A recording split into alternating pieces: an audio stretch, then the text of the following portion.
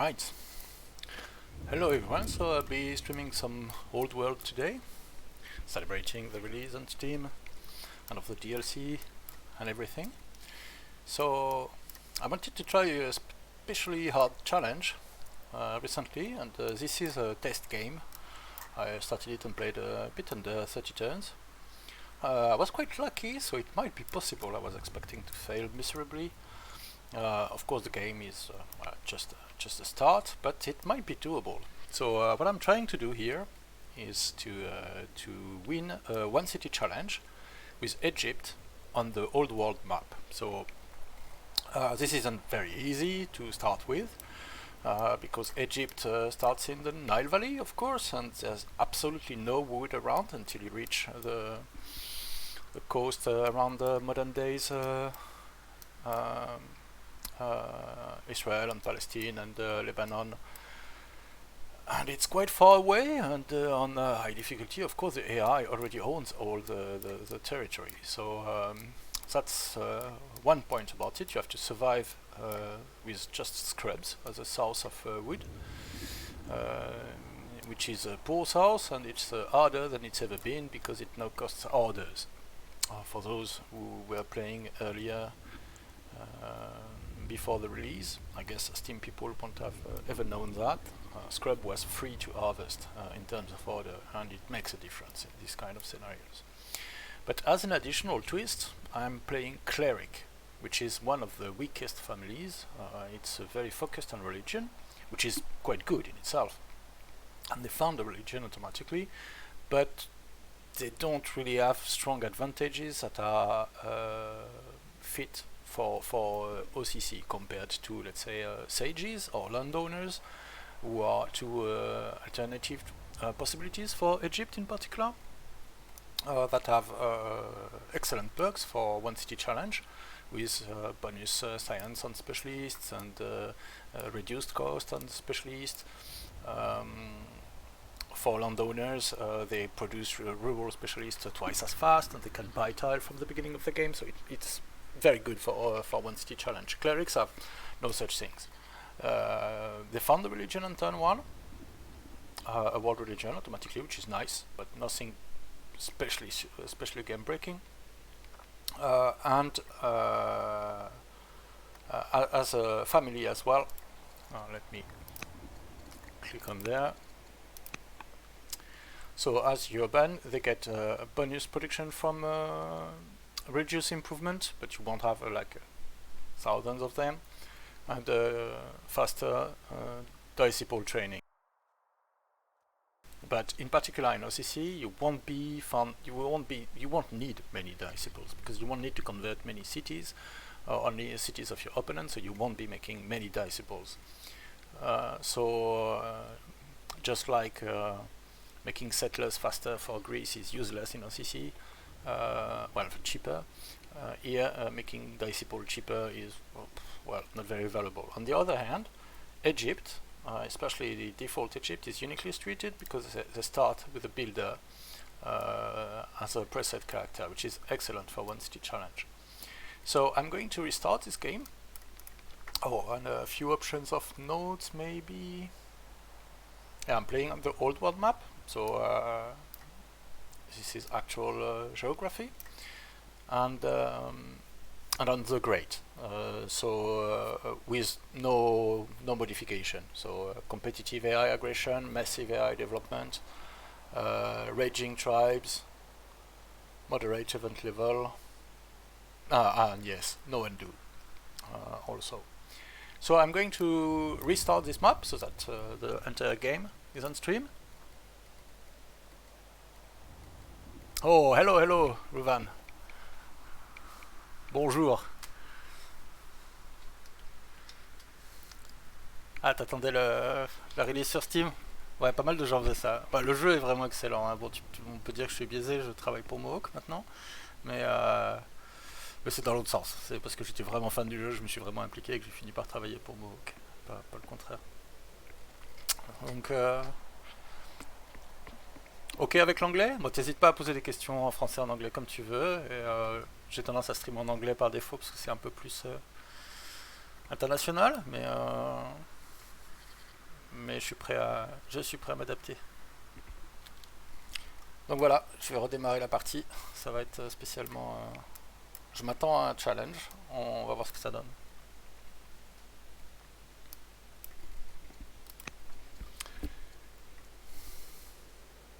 Okay, so for everyone, I'm happy to switch between French and English. Don't hesitate to ask questions in any of it. Voilà, je pense, on verra s'il y a des viewers plus anglophones après. Je peux m'adapter au fur et à mesure. Mais si des gens regardent la vidéo après, je vais essayer de donner quand même le cœur de ce que je fais et de l'expliquer en anglais par défaut. Ok, super, bon, bienvenue. Bah, je reprends pour toi, si t'étais pas là au début. Donc c'est un One City Challenge. Donc c'est déjà un challenge puisque je peux avoir qu'une seule ville. Évidemment, c'est pas une restriction qui s'applique pour les IA.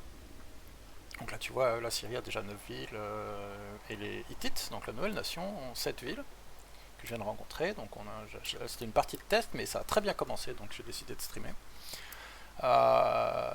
Donc c'est en difficulté donc maximum. Je suis en train de jouer The Great, donc par défaut, donc avec maximum d'agression côté IA, maximum de développement. Donc il commence avec 5 villes en moyenne, des techs, etc. Raging tribe level, so donc les barbares sont particulièrement agressifs et vigoureux, on va dire. Et en plus de ça, je commence sur la carte historique, donc sur l'Égypte historique, où il n'y a aucune forêt, donc c'est déjà un challenge en plus, c'est déjà pas évident. Et en plus, je joue Clerics, donc une famille qui est orientée religion, qui est intéressante. Il y a un perk qui est approprié pour ce que je suis en train de faire, qui est le fait qu'ils puissent urbaniser le sable. C'est le seul à pouvoir faire ça, à pouvoir construire des bâtiments sur le sable. En dehors de ça, ils sont pas... En dehors de ça, c'est un peu une anti-synergie. Donc on va voir si ça marche. C'est fort possible que ça marche pas, mais bon, je vais tenter ça. J'ai beaucoup d'heures de jeu, donc je cherche des trucs particulièrement difficiles maintenant. Voilà, donc je vais recommencer la partie depuis le début, que vous puissiez tout voir. Et puis voilà. Et je re-switch back en anglais maintenant. J'avais déjà fait mon speech en anglais. Alright, so let's redo that from the start. So we'll try to do a thematic game where we found as many religions as we can, which is one of the reasons for founding Clerics.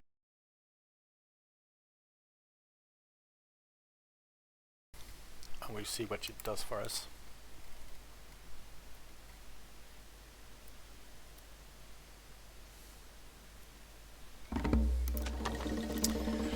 Alright, so first city founding, and I think I'm going to found here to get a few extra tiles in the south. And as said, I will be founding Clerics. And I automatically found Judaism as a religion from turn 1. And I'll be doing shrines, and we'll try to make shrines as soon as possible and to get acolytes to found Zoroastrianism as well if we can. And try to wonder hog and religion hog. So get as many wonders and as many religions as we can. So Queen Hatshepsut is particularly suited for One City Challenge because she's a builder, so as default characters stand, she's probably the strongest one for that. Well, quite certainly the strongest one for that. And I'll appoint a governor on turn 1. So let's do that. I'm playing on the Great, so I have no starting resources. One of Egypt perk is to start with 400 stone, so this is looking nice. I have 1 warrior, 1 scout, and 1 walker. So I'll be moving my warrior and assigning a general. I like this zealot better than this zealot because this one is upset, and this one is younger and with more discipline as well, so I'll get more XP on my unit. And I'll start gathering some wood. A few events. So that's to fund my capital. Judaism has been funded. I get a bit of free civics, and I'll do a walker right away. So it's in 3 turns, quite a bit faster than usual because my leader is a builder. So that's 50% faster for training workers.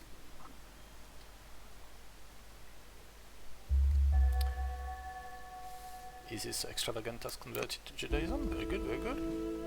The princess will be studying philosophy, I reckon.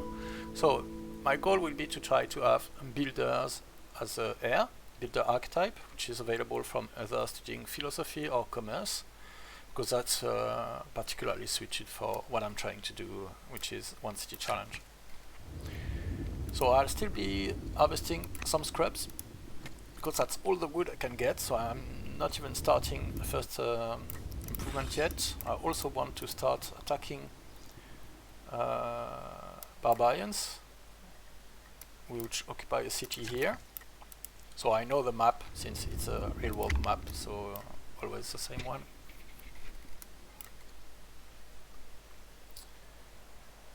So we already grabbed Judaism, and we'll try to fund Zoroastrianism as well, but it's going to be tough.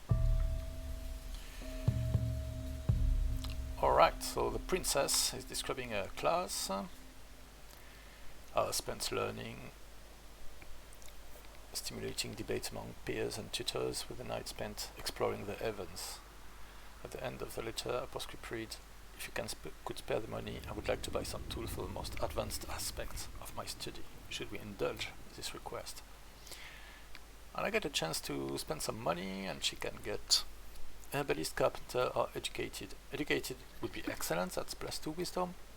Carpenter wouldn't do so much for me. Herbalist is, well, okay. It's more suited for combat, and I don't expect I'll be going combat heavy. And well, yeah, the game is diverging from what I had in my test, so we'll see what I get out of it. I was lucky enough to get Nephra as a builder in particular. So let me see.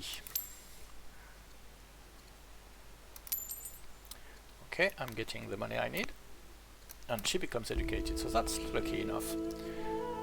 Setmose is theoretically the heir, actually.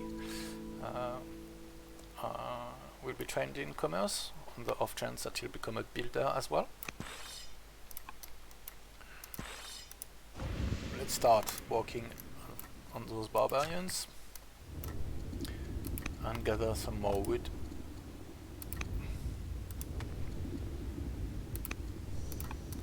And food. The food will be mostly useful for selling, but money sure comes handy.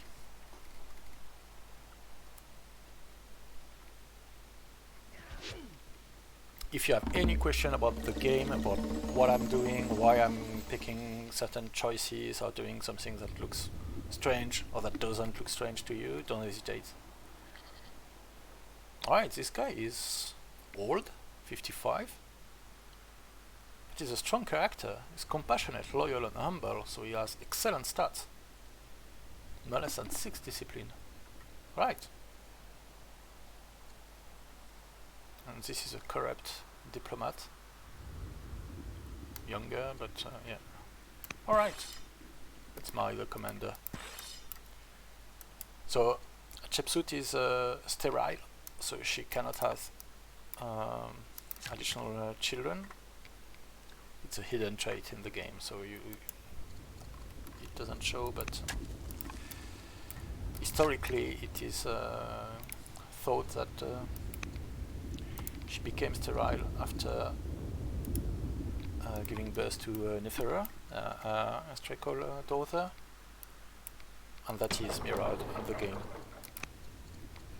Alright, I'll be doing more walkers. I'll be demonstrating why. You can see that my farm will be completed in 2 turns rather than 3 by default. That's because I have a builder as a governor, and it's a bonus grant.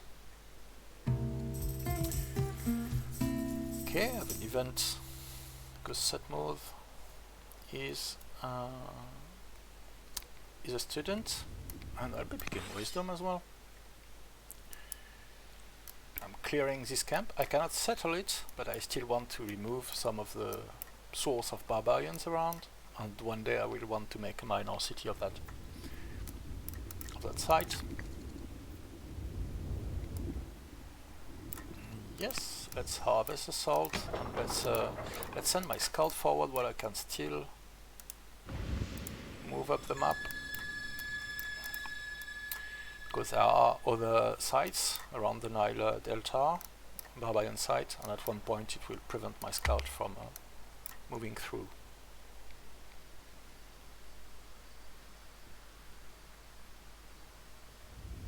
You are an experienced Civ Endless player. Alright, I don't know the Endless series very well.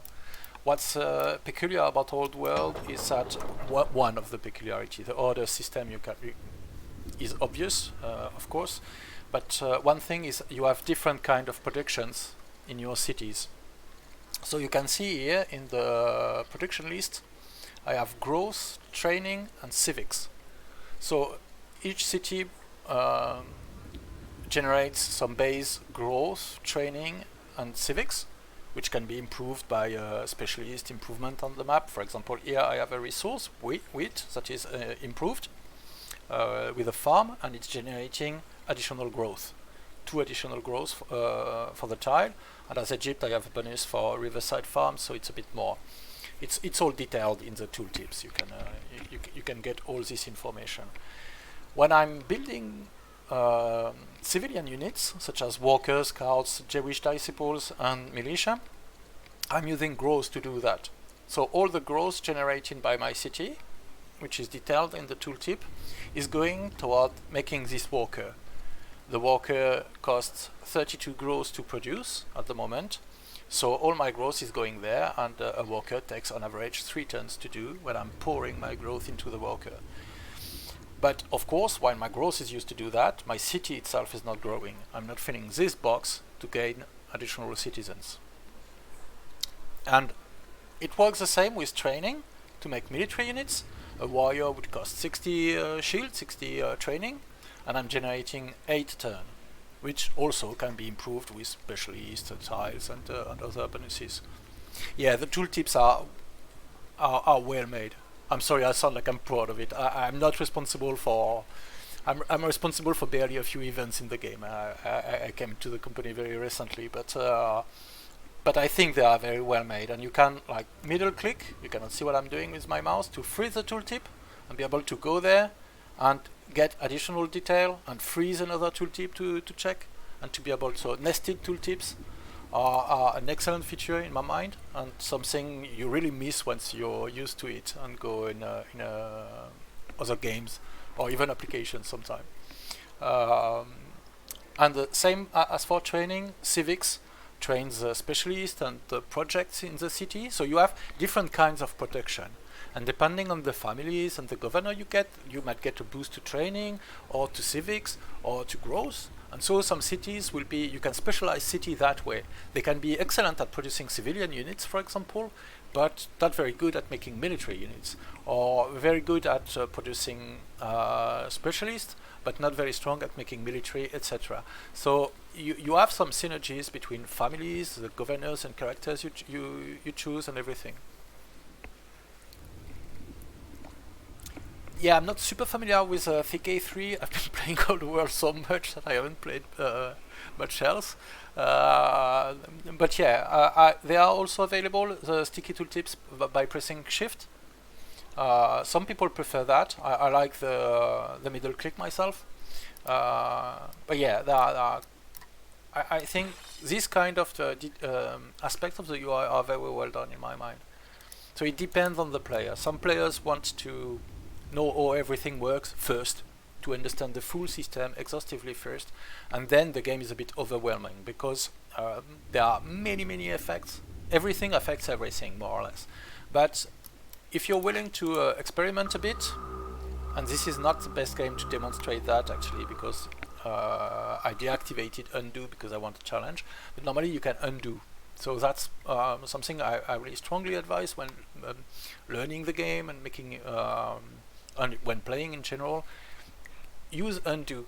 You're curious about what something does, try it and undo, then you'll know. It's an excellent learning tool or demonstrating tool, but I didn't think that I would need it to demonstrate when streaming, so I've been a bit of an idiot there. Alright, I get an event from an ancient ruin. I can get an opinion bonus from Judaism, so as it's my religion, it would be a bonus for my city. I don't really need it. In one OCC you don't really have discontent issues. I could get additional resources, which is probably what I'm going to pick, because the wood in particular is super valuable, and I will use the stone to make wonders as well. Or I could ignore the ruins and move on and get orders.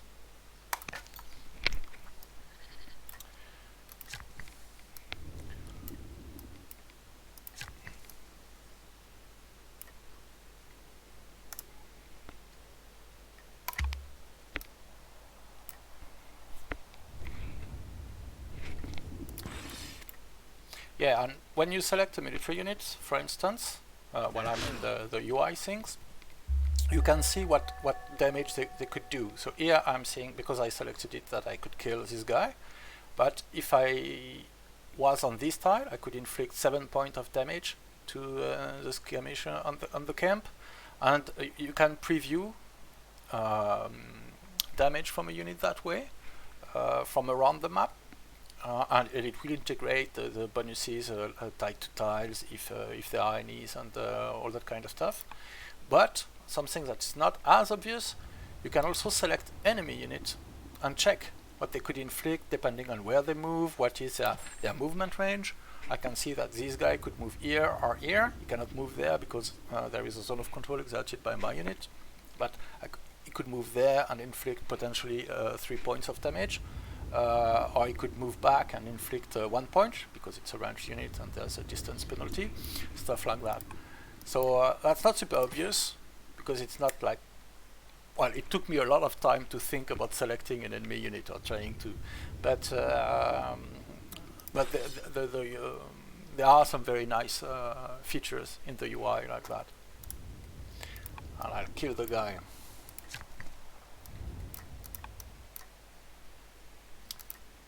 Okay, start my iron mine.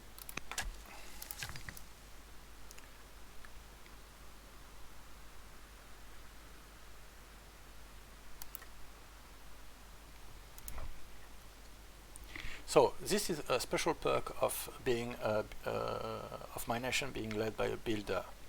I can make a urban tile. My workers can make a urban tile straight up in one turn, just like they would make a road by spending a bit of stone. They can make a urban tile. The normal process to make a urban tile is to make a urban improvement, which will make the tile urban and will have the same consequences of grabbing the tiles around and all that, but it will take a few turns. For example, if I made a stronghold, well, beyond the fact that I can't at the moment because I don't have the prerequisite, it would take 4 turns. So and cost a lot more, and I would have the building there. So at one point I want that, but I have the option of making directly a urban tile as a builder leader, which is quite nice. And I have another event to resolve, which is a student event for Nefer. So she could take 1 point of discipline or get one of those traits, which are all nice. So I'm going to try that. And she becomes humble, which is +1 wisdom and +1 discipline. And I think I'm going to make one more worker, at least. I want to keep my options for specialists to make acolytes as soon as I can when I reach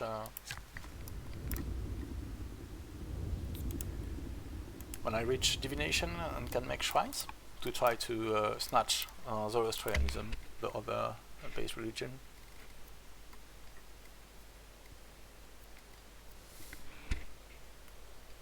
And it's nice to have people from CPC joining. I love the forum very much, so that's cool. Alright, so Nefer is 18, she can choose an archetype. At the end of her studies, she could become a scholar, which is +3 wisdom, which is excellent in terms of stats. Or she could become a builder, +3 discipline, which is maybe not as strong in terms of stats, because it's easier to find other sources from money than for science. But builder as an archetype is excellently suited to what I'm trying to do with this game as a one city challenge. So I'll pick that. Nefer will be a builder, which is lucky because it's not guaranteed. There are 4 archetypes that I could have drawn from the random pool, or maybe 5 even, and they're not all as appropriate for 1 city challenge. Alright, you can see that I'm struggling for orders. 2 of my walkers aren't doing anything. If I could, I would have retreated my warrior to my borders to be able to heal him. And I'm generating barely 6 orders per turn at the moment. And I want to reach slavery as a law to get bonus orders as soon as possible, but I'm not there yet.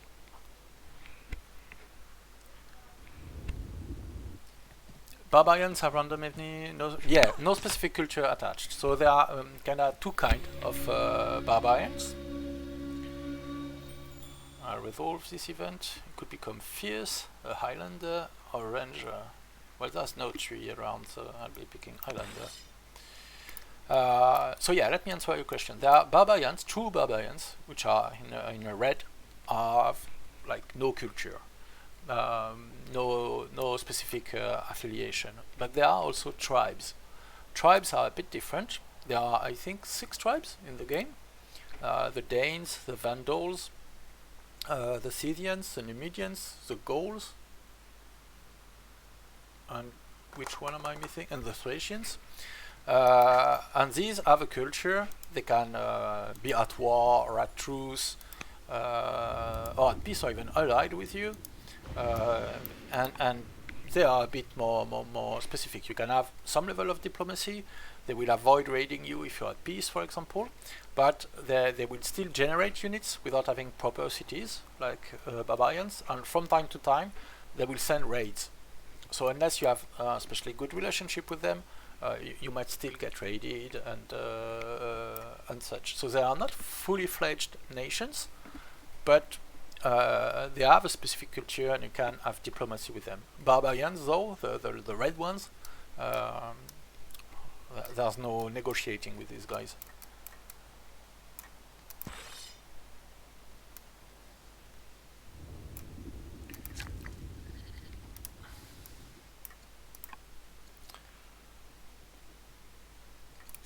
All right.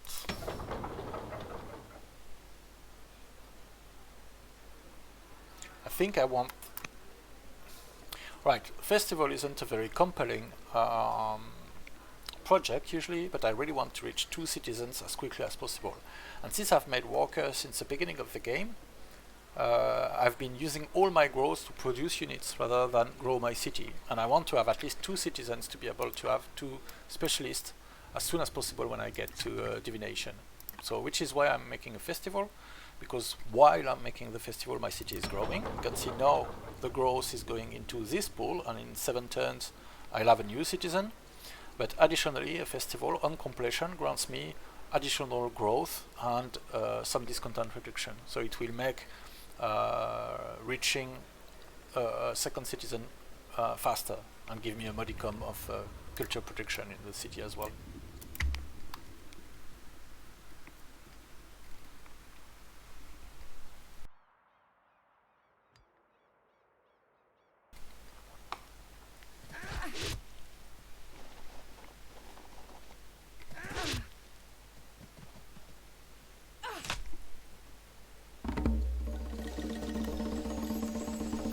Alright, Princess Nefer could...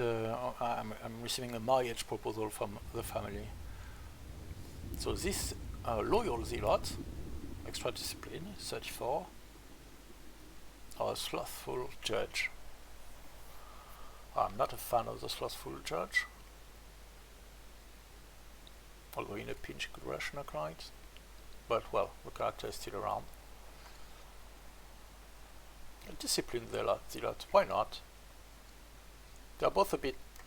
I would have preferred younger characters.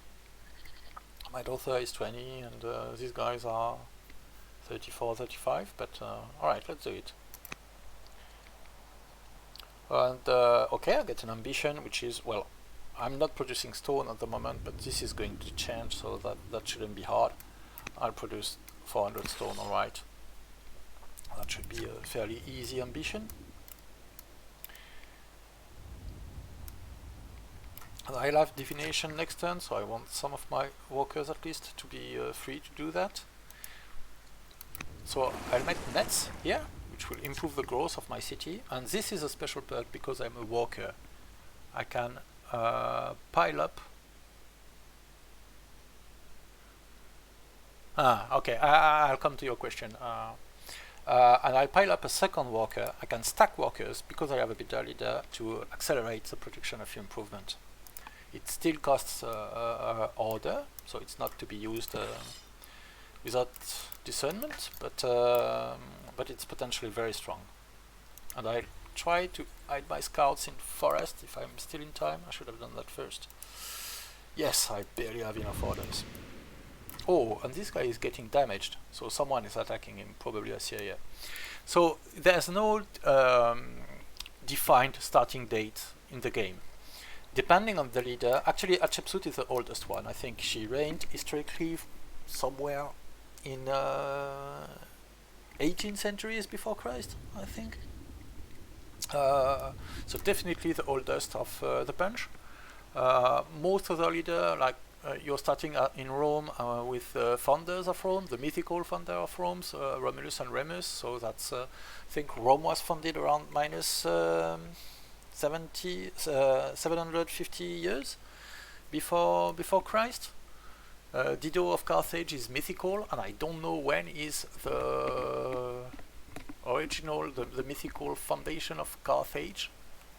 But I would guess at least 500 years before Christ.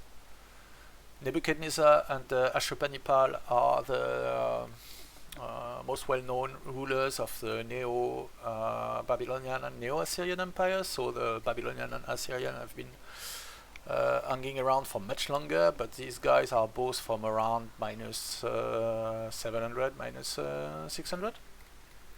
And Cyrus from Persia is a bit later than that, but not that much, minus 500. And Philip Alexander, which you start the game with as Greece, minus 400. So it's not a true historical settings. If you add all the starting leader on the map, and yeah, the Hittite guy is from the sack of Babylon. It's an old Hittite empire, if I remember correctly, Hattusili I. So that would be 1400 before Christ. And yeah, people in the team are all kind of history geeks. So an amateur, of course, but I have the dates in mind. But it's not true historical setting. Depending on what you look at, these guys are from different dates. If, for example, Hatshepsut, if I was like making diplomacy with, which we will probably see in the next turn actually, with Assyria.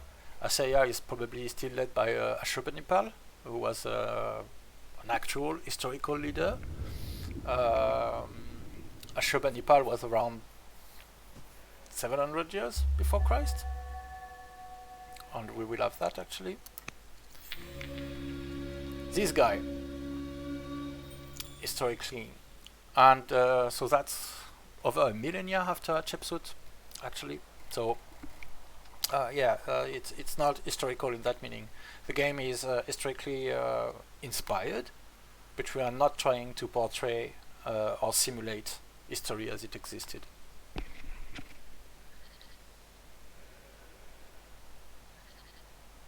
Yeah, it's more, let's say, thematically cohesive. There was like technological improvement and all that in the Mediterranean and the antiquity. Definitely from the beginning of the period we're covering to the end, technology was quite different. A lot happened, but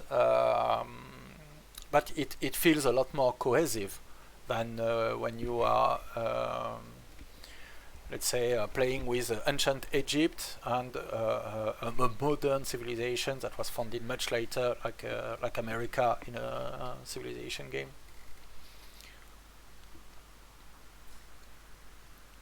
And these nations at least interacted at one point or another, even if it wasn't with these two leaders. These two leaders are separated by over a millennia, which is a bit hard to fit in our head, but yeah. So I'll accept the gracious gesture with a bit of food at the cost of some legitimacy. I got divination. Not sure what I'm going for in tech. Spearman is tempting to produce improved unit, but it's very long. We have very poor science generation at the moment.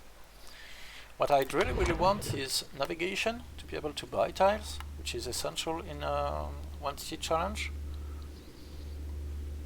Some basic tech like trapping would be nice as well, but it's not on offer right now. Or husbandry to improve the tiles around. Drama is not as valuable because I cannot make settlers. I cannot get the free settler card in this game. Maybe aristocracy for the law, administration to start moving forward. Okay, administration, it's relatively short. So yeah, the random tech. I don't know if you know about that. So there is a tech tree, which is somewhat traditional. Alright, I'll answer your question. So yeah, the 200 turn is the max duration for the game. There is a lot happening in an old world turn, so give it a go when you play it, because you need to play it. If you love forexes, you will like old world. Maybe you will not be a diehard fan as I am, but you will have a good time with the game. That's I can pretty much guarantee it. But there is a setting when you can deactivate the time victory, which is one of the victory condition. You see it here, time enabled. And if you deactivate that, there's no 200 turn limit. So if you want to play the game for longer, that's definitely a thing. And I think we have a few members in our community who are trying to work on a mode to have a longer game with slower tech pacing and such to make the game last longer. So there are some people interested in that. And I don't know, maybe we'll work on a mod ourselves. I have no idea. But it's a setting. The game is very customizable in what you want at the start. For example, yeah, okay, I'll take time to explain that. The difficulty in Old World, one of the peculiarity, and some people love that and some people don't, is forexes traditionally are a lot more asymmetric than they look. Meaning, for example, in civilization, the AI has large production advantage in science, production, growth, money, everything. And when you make the game more difficult, you're giving the AI more bonuses to these things, and even some additional settlers and workers at the highest levels. I think Deity AI on Civ 6 has 3 settlers at the start instead of 1, for instance. Old World is a bit different. By default, the AI plays exactly the same game. Well, not exactly the same game as you, but plays with the same rules. Not exactly the same game because they don't get events, for instance, because it wouldn't make sense if friendly AI suddenly declares war because of an event or something like that. So that's player-centric. But they have exactly the same production, exactly the same. They don't have combat bonuses. They don't have things like that.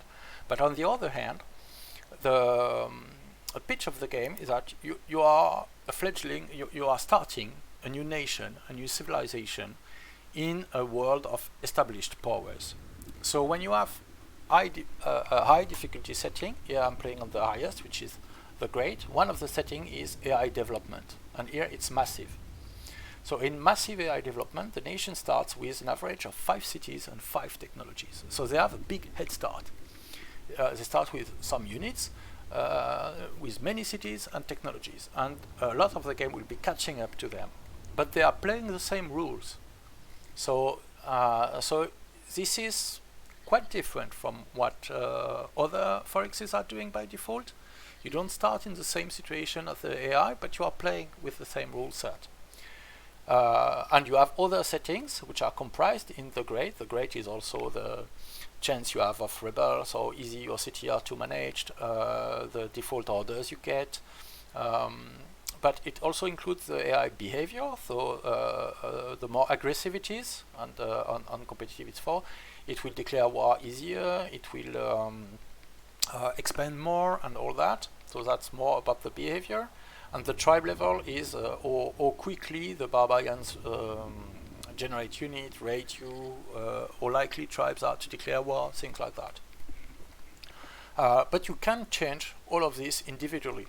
And AI advantage, which is default known, is production advantage, like in, let's say, Civ games and stuff like that. So you could set that to I, and have the AI have like a double production and stuff like that. So you can customize the difficulty very much, is where I'm getting at. Well, thanks for joining. Bon apéritif. À ta santé. Et à la prochaine.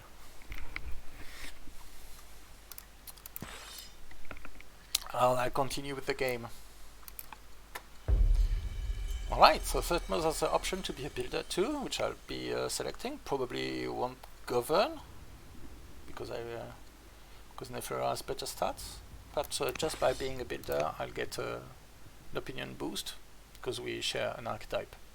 So it's natural to me now, instead of hating my guts, which is, of course, better.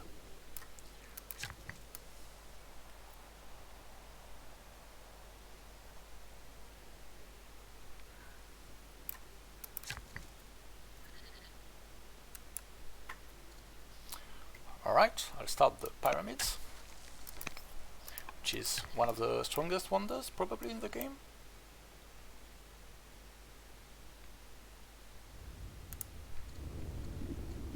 And I'll start a shrine of Osiris, my first shrine, which I'll try to complete quickly.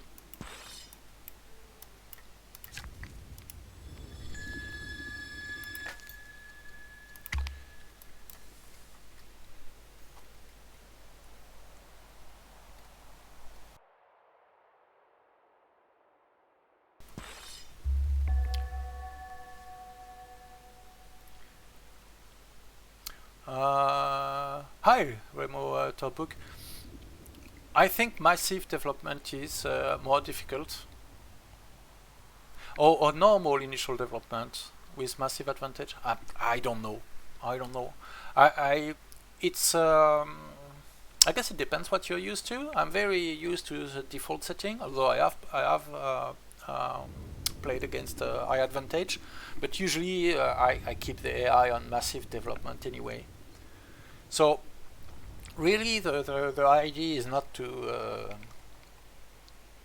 it's to enable players to customize the difficulty. It depends what you like. Personally, I like overcoming the initial advantage of the AI and the way it behaves in terms of difficulty. It means you kind of have to do diplomacy in the beginning of the game, because you cannot fight them. They are all much stronger than you and everything. You might have to pay tributes and stuff like that. But on the other hand, it feels nice to me to overcome the initial advantage they have and all that. But it really depends on people. Some people really dislike the idea that the AI is starting with more stuff than them. It's quite common, especially if you're coming from Civ and you were comfortable and playing at high difficulty. But in Civ you have like 3 archers, 2 warriors, and it's an army. You can conquer an AI with that. If you try that in Old World, you will probably come complain on the Discord quite soon, because it might not work, not with high difficulty AI anyway. So that's really the idea, is to give you the possibility to customize it however you like. So play with it and find something you enjoy, and work with that. For most of the early access, I joined the game in early access, so that's where I learned and started to play it. The AI advantage didn't exist. For a very long time, we didn't have the option to give protection advantage to the AI. So interestingly, the difficulty in Old World was overcoming that AI advantage and all that, and the combat AI is quite capable as well. But so that's what I'm used to. So I tend to think in those terms, whether it's more difficult or not anyway. But some people really dislike the idea that the AI starts with cities, and it feels more cheaty to them. which is definitely valid. I mean, and so the AI advantage was introduced so that you can choose the way you prefer.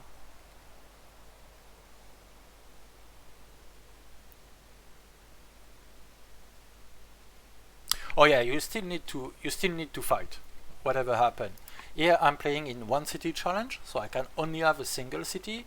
I'm playing on the Great, and so I have to be careful with AIs, but they are quite far away. But I still have to clear this camp, for instance, and I will have to clear this one, or I will be overcome with barbarians. So this is, by the way, especially difficult challenge that I'm attempting at the moment. It's one city challenge on the Great with default settings, so massive AI development and competitive aggression and raging barbarians. On the historical old world map, which means I have absolutely no forest, because there's no forest in Egypt, so wood will be hard.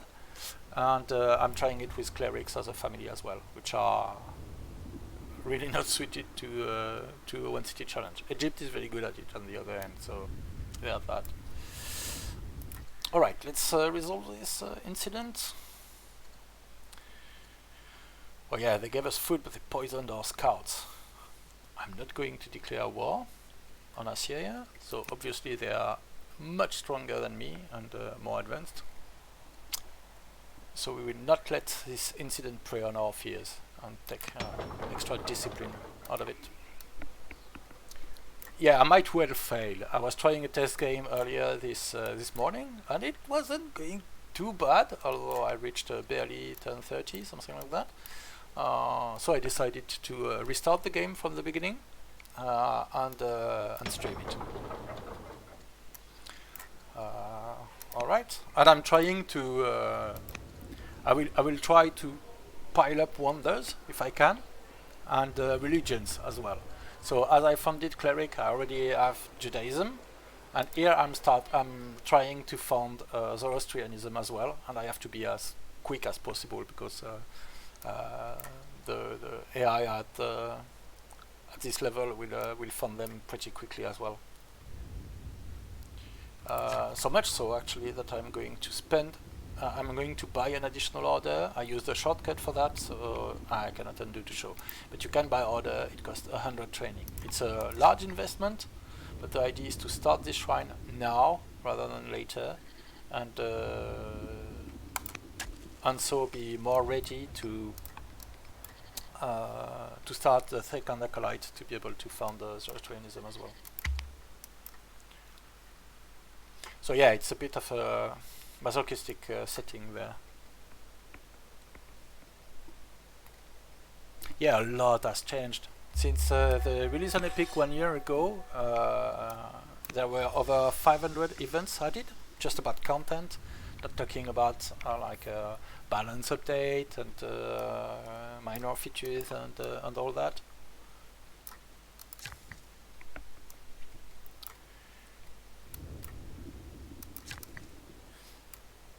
But yeah, we take pride at Mohawk on being really listening to the community and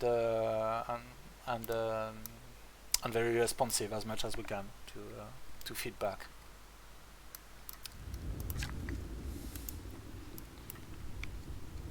And you could say I'm biased, but I'm actually a proof of that. I'm a fan of the game, and I'm no working for Mohawk, but that's actually very very recent. Well, contracting for Mohawk, I should say.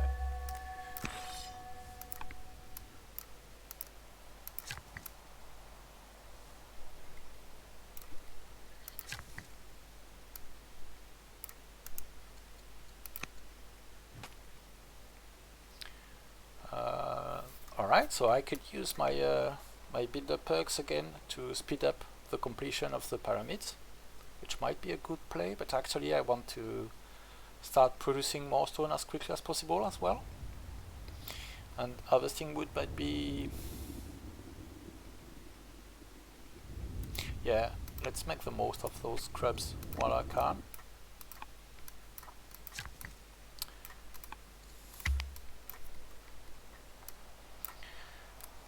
harvesting scrubs is very poor, but that's the only source of wood I have at the moment, so I'll be doing that. Right, I have a grandson, Prince Seti. The king is trying to spend all my money. It's not bad, it's not good having him disappointed, because he will it's an unpleasant opinion penalty. You'll get from plus 20 to minus 60. I cannot really fix that easily, but well, I don't really have a choice. Well, I do have a choice, but could get some very bad trades at with the other event, and I don't want to do that. Well, actually, that should be okay, but yeah, too late. Too late. I deactivated undo to hamper myself a bit more, so I cannot change my mind. Too late for that. Right, I want more iron.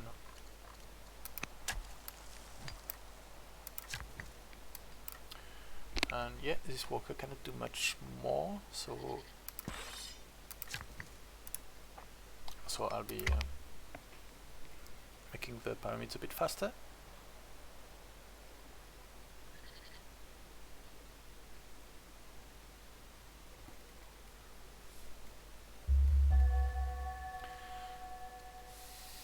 Alright, the king is bitter now.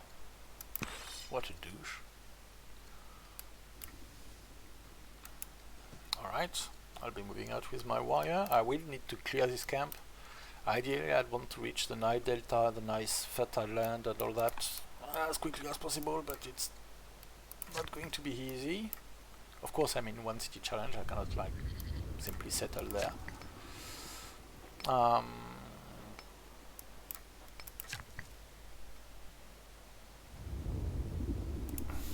I guess. A bit more wood, even if it's costly. I want another citizen. Alright, so in 3 years I'll have an acolyte, and in 4 years I'll fund Zoroastrianism. Maybe I'll manage to snatch both early game religion, which would be quite a coup. We'll see how that works.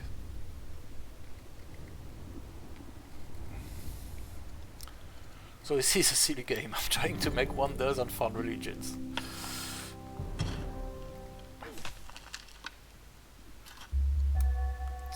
Alright. I found the landmark. The princess is not bitter. Alright, someone converted. And I met the Hittites. Hush game. Let me show the game. Oh, I really want navigation.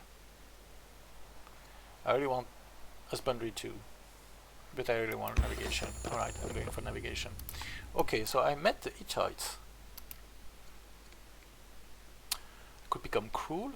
So our scouts encountered a party of Hittite soldiers whipping a man bound by his wrists and ankles.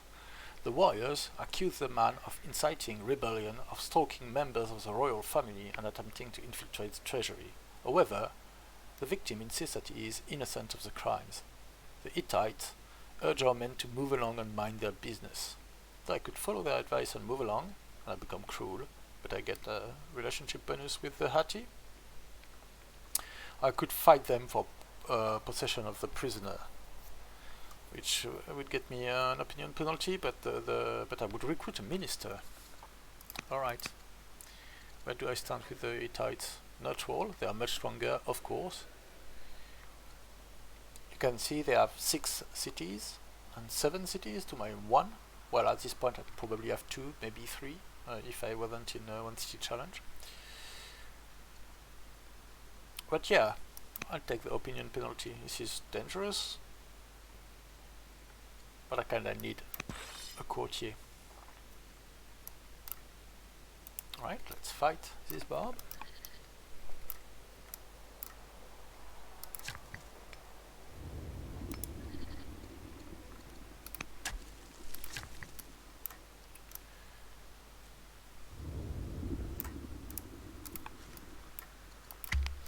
So now I'll try to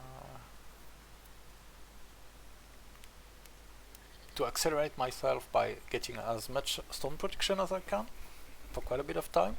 As soon as I found the restoranism, I'll get back to making workers, I guess. To accelerate that, I'll want slavery as soon as possible to get additional orders. I completed the pyramids. Very good. Alright, this guy is my son-in-law, and the general of warriors. He could become a besieger, which is a very strong trait, if I'm going to take the barbarian camp up there. Wisdom, which is very minor as an effect on the general, but would correct his negative wisdom at the moment. And he's my son-in-law, so my grandkid could inherit his poor wisdom. Well, yeah, but I'll still take a besieger. This time, anyway.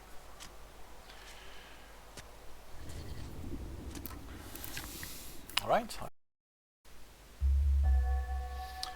Economic focus. With your realm growing nicely, there are those in your court that are pushing for a greater economic focus. It would be easy enough to find a merchant of not too hard if you were inclined to do so. I could pay civics for a court merchant. I could pay training for a court merchant, which is much more suited to where I stand.